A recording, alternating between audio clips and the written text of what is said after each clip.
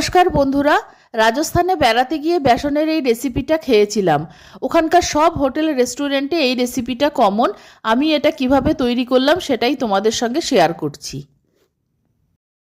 বেসনের এই রেসিপিটা তৈরির জন্য আমি একটা কাপ মেপে 2 কাপ বেসন নিয়ে নিচ্ছি। 2 কাপ বেসনের জন্য নিয়েছি আন্দাজ মতো নুন, বড় চামচের 1 চামচ চাট মশলা, অল্প একটু কসুরি মেথি, একটু কালো জিরে। এগুলো সব বেসনের মধ্যে দিয়ে দিলাম। আরও কিছু মশলা নিয়েছি, 1/2 চামচ হিং, 1 চামচ হলুদ গুঁড়ো, 1 চামচ ধনে গুঁড়ো, 1 চামচ জিরে গুঁড়ো, 1 চামচ লাল লঙ্কার গুঁড়ো, 1/2 চামচ গরম মশলার গুঁড়ো আর 1/2 চামচ জোয়ান। এই সব উপকরণগুলো বেসনের মধ্যে দিয়ে দিলাম। 1/2 কাপ টক দই দিয়ে দিলাম। আর এগুলো মেখে নেওয়ার সময় খুব বেশি জলের প্রয়োজন হবে না, দই থেকেই অনেকটা মাখা হয়ে যাবে। যেটুকু জল লাগবে সেইটুকুই ব্যবহার করব। এবার হাতে 2 চামচ মতো সাদা তেল নিয়ে নিলাম। আগে সব উপকরণ হাত দিয়ে ভালো করে মেখে নিচ্ছি, তারপর যতটুকু জল লাগবে ততটুকুই ব্যবহার করব। যে ডোটা আমি তৈরি করব সেটা খুব শক্তও হবে না, আবার নরমও হবে না, মাঝামাঝি হবে। আর তোমরা তেলের বদলে ঘিও ব্যবহার করতে পারো, তাতে কোনো অসুবিধে নেই। আমরা যখন রাজস্থানে বেড়াতে গিয়েছিলাম তখন বেসনের এই রেসিপিটা খেয়েছিলাম। ওখানে প্রত্যেকটা হোটেল রেস্টুরেন্টে বেসনের এই রেসিপিটা কমন। এটা খেতে খুবই সুস্বাদু হয়। ডোটা তৈরি হয়ে গেছে। আরও 1 চামচ তেল আমি ডোটার মধ্যে মাখিয়ে আধ ঘন্টার জন্য রেস্টে রেখে দিচ্ছি। ঢাকা দিয়ে দিলাম, হাতটা পরিষ্কার করে নিচ্ছি। আধ ঘন্টা হয়ে গেছে, হাতটা ভালো করে ধুয়ে পরিষ্কার করে নিয়েছি, তারপর দু হাতে অল্প তেল মেখে নিয়েছি। এবার ছোট ছোট লেচি হাতের মধ্যে নিয়ে বেসনের রোল তৈরি করে নেব। রোলগুলো আমি কতটা মোটা আর কতটা লম্বা তৈরি করছি সেটা তোমাদের দেখিয়ে দিচ্ছি। বেসনের রোলগুলো খুব বেশি সরু করব না, একটু মোটা রাখবো। আর এগুলো সিদ্ধ হলে ফুলে আরও খানিকটা মোটা হয়ে যাবে। আর লম্বা কতটা রেখেছি তোমরা দেখে বুঝতে পারছো।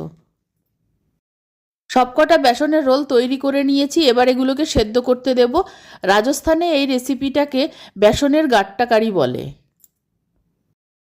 কড়াইতে জল গরম করতে বসিয়ে রেখেছিলাম, জলটা গরম হয়ে গেছে। জলটা একটু বেশি পরিমাণেই দিতে হবে। আর জলটা যখন টকবক করে ফুটবে ঠিক সেই সময় বেসনের রোলগুলো কড়াইয়ের মধ্যে দিয়ে দেব।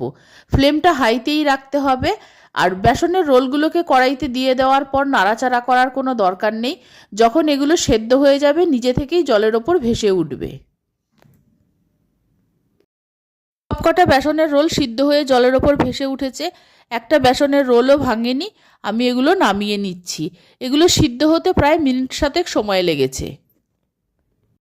বেসনের রোলগুলো তুলে নিয়েছি। এই জলের মধ্যে মশলার ফ্লেভারটা রয়েছে, এই জলটা দিয়েই গ্রেভি তৈরি করে নেব। বেসনের রোলগুলো জল থেকে তুলে নিয়ে ঠান্ডা হতে দিয়েছিলাম। এগুলো ঠান্ডা হয়ে গেছে। এবার আমি ছোট টুকরো করে কেটে নিচ্ছি। একটা ছুরি দিয়ে খুব ছোট ছোট টুকরো করে কেটে নিতে হবে, খুব বেশি বড় টুকরো করে কাটার দরকার নেই। আমি যেভাবে কাটছি এইভাবে কেটে নিতে হবে। আমি তোমাদের দেখিয়ে দিচ্ছি।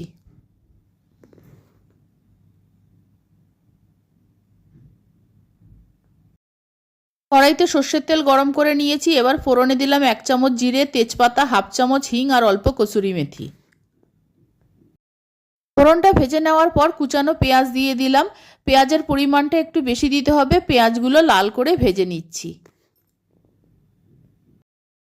পেঁয়াজটা প্রায় ভাজা হয়ে গেছে। এখন 2টো বড় সাইজের টমেটো ছোট টুকরো করে কেটে নিয়েছিলাম, টমেটোটা দিয়ে দিলাম। টমেটোটা নরম হয়ে যাওয়া পর্যন্ত টমেটো আর পেঁয়াজ আরও কিছুক্ষণ ভেজে নিচ্ছি। পেঁয়াজ আর টমেটোটা বেশ খানিকটা নরম হয়ে গেছে। এখন এখানে আমি আদা, রসুন, ঝাল লাল লঙ্কা আর কাশ্মীরি লঙ্কা একসঙ্গে বেটে নিয়েছিলাম। এই বাটা মশলা থেকে আমি 3 চামচ মশলা আমি দিয়ে দিলাম। এবার অল্প হলুদ গুঁড়ো, 1 চামচ ধনের গুঁড়ো, 1 চামচ জিরের গুঁড়ো দিয়ে দিলাম। বেসনের রোলগুলো সিদ্ধ করার যে জলটা রেখে দিয়েছিলাম সেই জল থেকে 1 কাপ জল দিয়ে দিলাম। এবার মশলাটাকে ভালো মতো কষিয়ে নিচ্ছি। মশলাটা ভালো মতো কষানো হয়ে গেছে। এবার গ্যাসটা বন্ধ করে দিয়েছি। গ্যাসটা বন্ধ করে দেওয়ার পর আমি আরও 1/2 কাপ মতো টক দই দিয়ে দিলাম। টক দইটা ভালো মতো মশলার সঙ্গে মিশিয়ে দিচ্ছি, তারপর গ্যাসটা অন করব, না হলে টক দইটা ফেটে যেতে পারে। টক দইটা মশলার সঙ্গে খুব ভালো মতো মিশিয়ে দিয়েছি। এবার গ্যাসটা অন করে দিচ্ছি আর ফ্লেমটা মিডিয়ামে রাখছি। মশলাটা আরও কিছুক্ষণ কষিয়ে নেব। রাজস্থানি রান্না একটু স্পাইসি হয়, এই রান্নার মশলাটা কষাতে একটু সময় লাগে। মশলাটা কষাতে প্রায় 15 থেকে 20 মিনিট সময় লাগলো।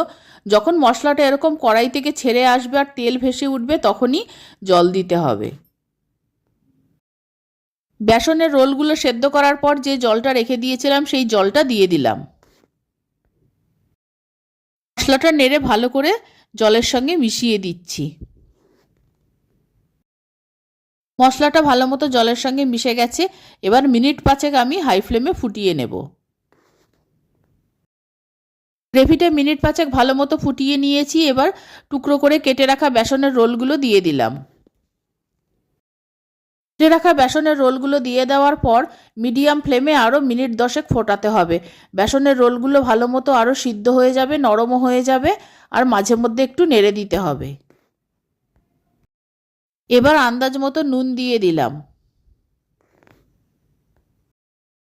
অল্প একটু গরম মশলা দিয়ে দিলাম। ঘিটা ফুরিয়ে গেছে, তার ঘিয়ের শিশিতে লেগে থাকা ঘিটা অল্প গ্রেভি দিয়ে ধুয়ে দিয়ে দিলাম। রাজস্থানি বেসনের কারি তৈরি হয়ে গেছে।